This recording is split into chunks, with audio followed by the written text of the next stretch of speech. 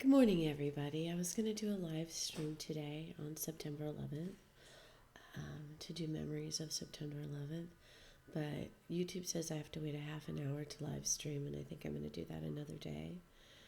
And I'm just still drinking my coffee and loving my coffee, and it's still morning, and I just kind of threw myself together, so I looked somewhat awake and alive. And yeah, so I thought I wanted to read a poem I wrote a few months after the original September 11th happened. And it's had to have been 22 years. Because when September 11th happened, I was living in a new place again and married, which I'm almost not now. And now I'm going to be interrupted by a sweet kitty cooter. Yeah, who just wants some loving right now. So this may be another long one since it's kind of impromptu and it was going to be live. I was trying to talk about my memories of September 11th and where I was living at the time, and I was alone. I was 6 months pregnant with my daughter, or so, maybe a little bit more than that. That's why I know it's been 22 years, because she was born the January after September 11th. And it was my first pregnancy that I had kept past 3 months. And so, in my first pregnancy, so that I kept after, well, yeah, I guess that's the best way to put it. And we can talk about miscarriages and the like later. But my mother was really afraid for me that I would wake up and see the news and miscarry at 6 months. And so she called me and said not to turn on the TV. My husband at the time was out of town working and in San Jose, and very far away from where I was. And I talked to my mom on the phone, and she said not to turn on the TV, and she kind of slid me into the horrors that were happening. But she told me planes had hit the Twin Towers in New York. Gosh, I hope I don't cry. And no, I'm sorry. And so I think a plane had hit the Pentagon by then. I don't know if the plane had gone down in Pennsylvania yet with the brave people that had it go down. But I woke up, and my cat really wants attention. I woke up and to my mom trying to ease me into it, and I did turn on the TV, and I did watch as the towers fell. And that's what really kind of hit me, was when you could see things coming off the building and you realized they were people who had made a choice. What are you doing? You're moving my mouse. People that had made a choice to jump off the building instead of be burned alive. But they made a choice, And they were leaving this earth with a choice, whether to be burned alive, smushed, or jump off the building and fly free. And some of them just spread their arms out and were like they knew what was going to happen, but they just embraced the last moments and flew free. And it just struck me really. So I wrote a poem a few days later. It's in this book. It's in this book. And this is not one I always recommend, because it has a lot of different emotions that you can experience through 18 poems. And I have September 11th. I also have a Sandy Hook poem, but since today's September 11th, we're going to read that one right now, just for you. But what I remember is I just couldn't believe it was happening. And I was proud of the people who crashed the plane in Pennsylvania, because they made a choice to make sure that whatever happened with that plane wouldn't hurt anybody else besides them. And that was a hard choice to make too. We think we have hard choices in our lives. And remembering September 11th is really putting some perspective on your life. That, okay, this may not be happening. I might have to start over and cry some more. Because somebody's feeling my sadness right now, and he's trying to comfort me. Okay, dude, I love you. I love you. Yes, I do. I love you. You know that this is a thing. I might have to do 2 September 11th because this is taking way too long. I'll try again. Okay. Cat butt in your face. You know I don't edit, so here we go. All I know about September 11th, it does give you perspective. Like, I'm facing some really hard choices in my life right now. And they're still not as hard as the choices that the people had to make on September 11th, when they jumped off the building, when they ran down the stairwells, when they left people behind, when they couldn't find people. They decided to go up or down. They decided to walk into an unstable building to save other people's lives.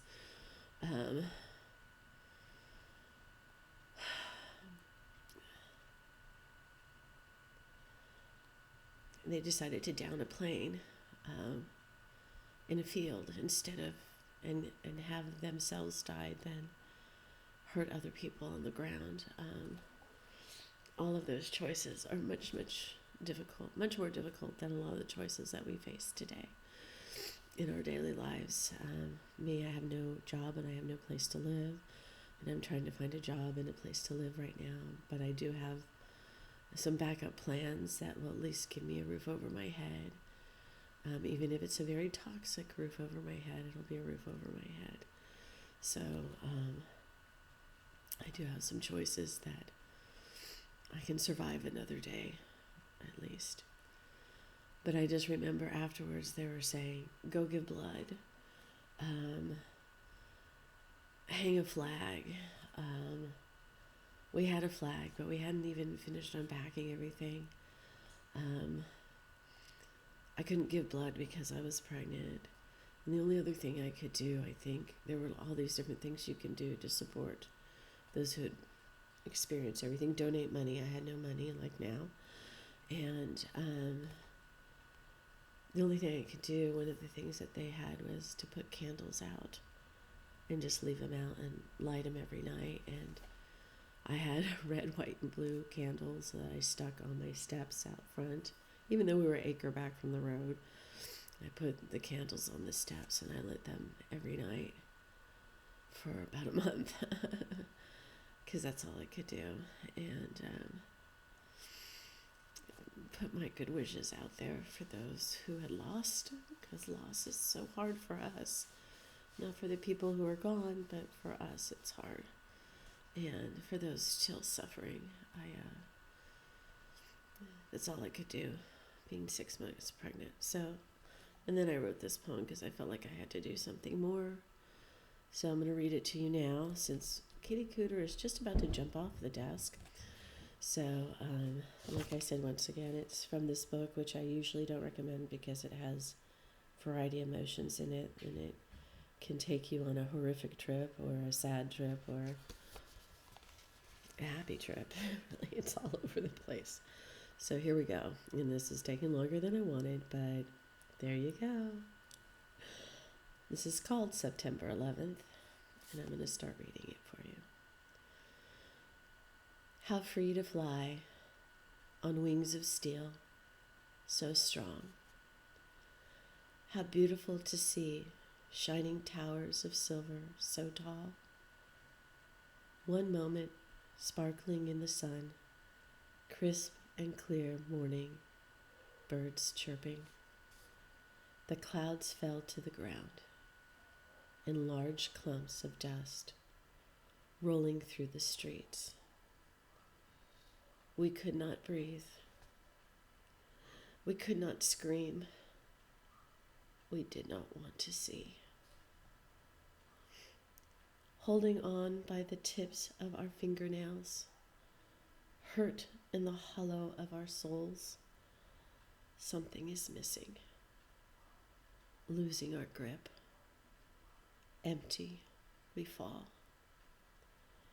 There is no ground. There is no bottom to hit. A spirit in my heart rises, not a flag of any nation, not a thought of death and revenge. Love rises.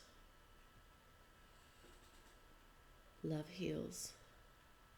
Love lifts me up to see the beauty of the wings and silver towers, the beauty of the soul, the truth of life, and I let go, fly, and am free.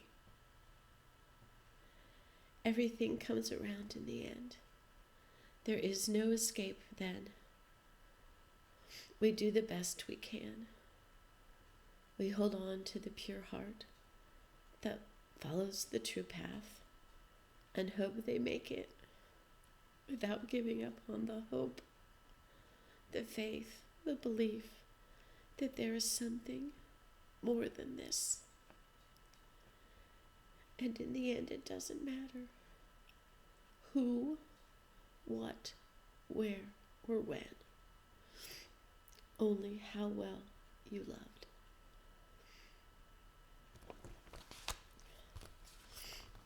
So, September 11th. I hope we never forget that we should love one another. We are all children of someone. Someone cares about us somewhere. Most of us have children. And if you have children, I can't see how you can kill another human being ever. If somehow you have created life, saved a life, even if you don't have children, if you have even an animal or a plant, if you have brought something into this world and done, if you're an artist and you've painted a painting, if you have created something beautiful in the world, how can you just go and destroy? Now, sometimes I understand you have to destroy something in order to create something more beautiful. And I understand that. But you shouldn't just destroy without purpose. And I'm just more of a creator than a destroyer, I think. I think that's maybe why I'm forced to give things away when I have no other choice, because I hold on. I hold on to that ledge and can't make the choice of whether to let go and fly free or go down with the building. So they were very brave. I hope we don't forget that, and I hope we don't forget the lessons of perspective and love that should be pervading the world instead of divisiveness and hate.